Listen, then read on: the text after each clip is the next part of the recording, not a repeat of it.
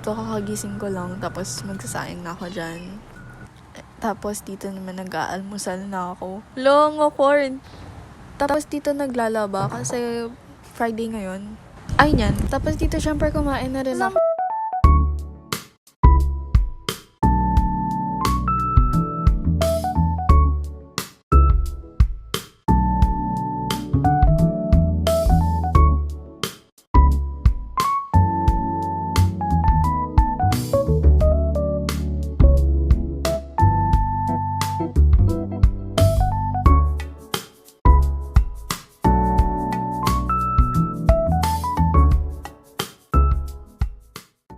Tapos ito, naglalabas na ako palakad. Oh! Ano to? As you can see, I'm a little bit irritated. Irritated. Kasi walang tricycle. Okay, mahirap talaga yung tricycle. So, ang ginawa ko, naglakad na lang ako papuntang next na subdivision. Kasi meron din doon to. Tapos ayun, nakasakay na ako ng tricycle. Finally, late na ako niyan. Tapos ayan, ito na yung amoy rugby na daanan sa GFA. Ayan, yes.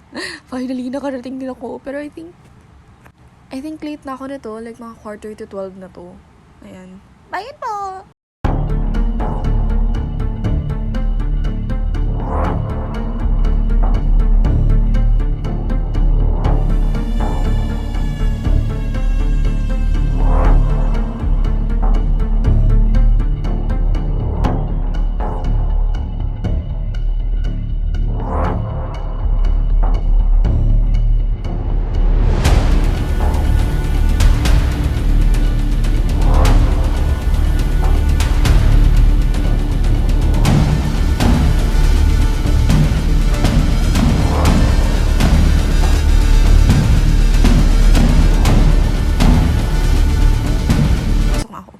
Ayan, tapos na yung BST at wellness.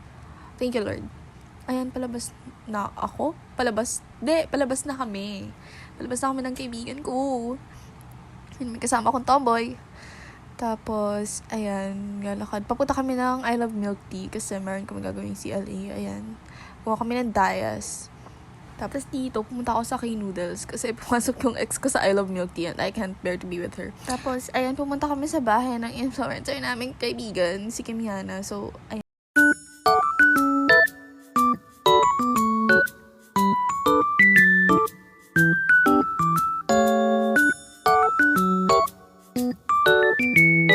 After TikTok, ito yung nangyari.